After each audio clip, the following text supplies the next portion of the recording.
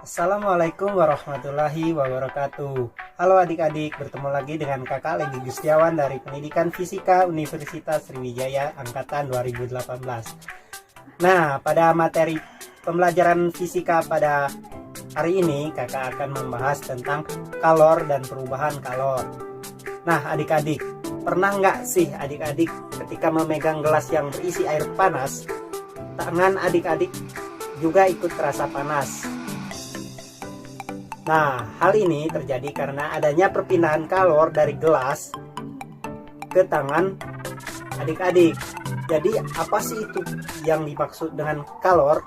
Nah, jadi kalor adalah energi yang berpindah akibat perubahan suhu. Atau dengan kata lain, kalor merupakan panas yang berpindah dari benda yang memiliki kelebihan kalor menuju benda yang kekurangan kalor. Nah, biasanya kalor ini dinyatakan dengan satuan Joule. Nah, kalor ini juga memiliki rumus yaitu Q besar sama dengan M kali C kecil kali delta T atau perubahan suhu. Nah, untuk adik-adik ketahui, 1 kalori itu adalah 4,2 Joule dan 1 Joule adalah 0,24 kalori. Nah, itu yang selanjutnya yaitu kalor jenis. Adik-adik sudah pernah nggak mendengar istilah dari kalor jenis? Kalor jenis adalah banyaknya kalor yang diserap atau diperlukan oleh 1 gram zat untuk menaikkan suhu sebesar 1 derajat Celcius. Kalor jenis diartikan juga sebagai kemampuan untuk suatu benda untuk melepas atau menerima kalor. Nah, masing-masing benda pastinya memiliki kalor jenis yang berbeda-beda dan satuan kalor jenis adalah Joule kilogram derajat Celcius. Nah, untuk rumus dari kalor jenis itu sendiri, rumusnya itu C kecil sama dengan Q besar atau kalor per massa zat dikali perubahan suhu. Materi selanjutnya yaitu kapasitas kalor. Nah, kapasitas kalor biasa disebut jumlah kalor yang diserap oleh benda bermassa tertentu untuk menaikkan suhu sebesar 1 derajat Celcius. Satuan dari kapasitas kalor adalah Joule per Kelvin, yang dimana kapasitas kalor sama dengan Q besar per perubahan suhu, dan ketika dijabarkan menjadi C sama dengan massa kali kalor jenis. Pembahasan selanjutnya yaitu kita akan membahas mengenai perpindahan kalor. Nah, pernahkah adik-adik berpikir bagaimanakah tentang proses pematangan pada air? Lalu bagaimanakah apakah yang terjadi sehingga membuat air tersebut yang tadinya dingin menjadi mendidih?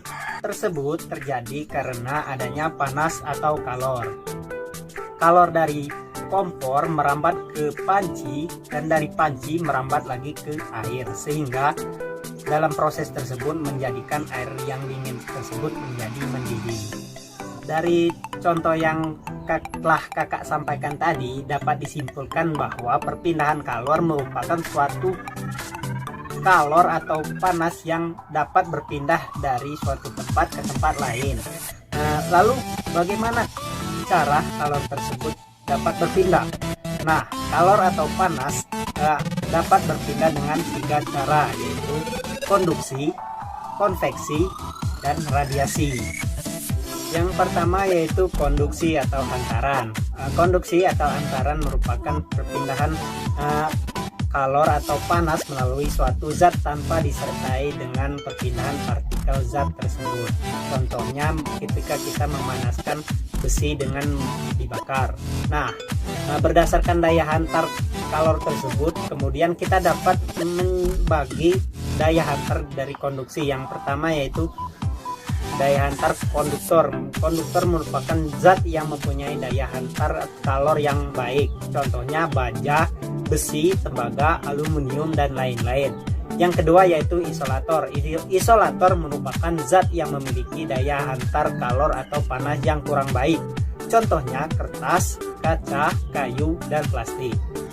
Yang kedua yaitu konveksi atau aliran. Perpindahan kalor atau panas yang terjadi secara konveksi atau aliran merupakan perpindahan kalor pada suatu zat yang disertai dengan perpindahan partikel zat tersebut. Nah, perpindahan kalor konveksi akan dapat terjadi karena perbedaan dari massa jenis zat. Peristiwa perpindahan konversi dapat kita pahami di antaranya adalah sebagai berikut. Yang pertama yaitu pada zat gas karena perbedaan tekanan udara. Misalnya, hal tersebut terjadi pada angin darat dan angin laut. Sistem vertikalisasi udara dan untuk mendapatkan udara yang lebih dingin dalam ruangan, maka membutuhkan pemasangan kipas angin atau AC.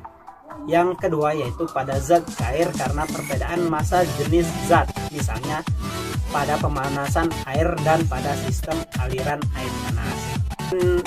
Kalor yang selanjutnya yaitu radiasi atau pancaran. Perpindahan kalor atau panas secara radiasi atau pancaran merupakan perpindahan kalor tanpa melalui suatu zat perantara. Contohnya ketika kita siang hari kita keluar rumah.